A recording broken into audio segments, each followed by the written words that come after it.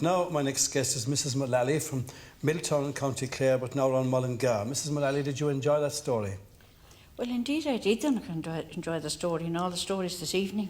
I'm afraid I have no stories, Donnacha. Well, now I'm a chronological person, actually. Is that what you are? That's what I am, yes. You're all sorts of persons. From what I know of you, Mrs. Mullally, you'd play the concertina, sing a song as soon as tell us a story.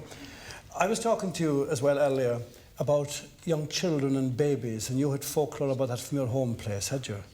Yes, well, Donnacha, when, first of all, when the mothers were expecting, you see, there was always Mass in the house about a month beforehand, and you had a maternity blessing. And the mother held a candle in her hand. Well, when the baby was born, there was no such thing as going to hospital. You had the neighbouring women came to the house, you see. And when the baby was born during the night, you couldn't get to baptise it until the next morning, because they wouldn't have a pagan in the house.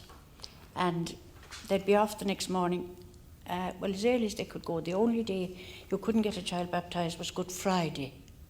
And there was great joy when the baby came home, you had a Christian in the house. And they fed them that time what they called the blue milk, 3 waters to 1 milk, and you spooned them, you see, for a long time.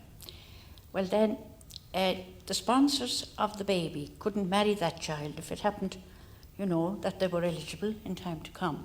They couldn't marry the child, be it a boy or a girl in that particular severe. So then you come to, that's the birth and the marriage. The marriage then, you see, in those days, as you know, it was matchmaking. And one person one time said it was a terrible thing to not to be wearing a nightgown and go to bed with a stranger after the first time they met them. I think that's quite legitimate over the year. Anyway, not even a blood relation, you know? Not even a blood relation. Well, if it was an only girl or a girl inheriting the land, you see, the man married in there, that was right enough. But if it was she was going into another farm, well, they didn't go home for a month, and that was called the hauling home, you see, in those days. And there would always be a red quilt, which was homespun, but it had to be red. And the bed was brought then to her new home, the feather bed. That was a custom. But they never came home before the month at that time. Now you have covered 2 parts of a cycle. You've brought us to birth and marriage. Yes. What about death in your part of the country? Did they stop the clocks?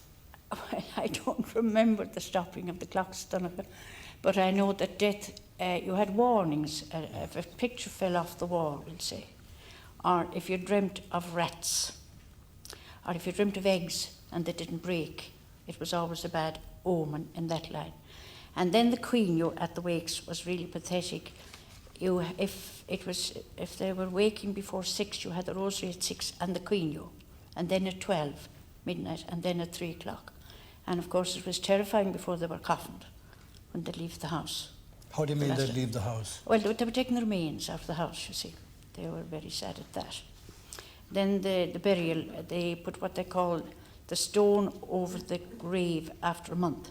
They left the earth and then they had a stone. And after the 12 months then they put up a headpiece. That was the general formula at that time. Did you have any superstitions about the actual corpse itself and about the water which washed the corpse? No, because we didn't know much about that. The only thing was at the wakes, you had the snuff.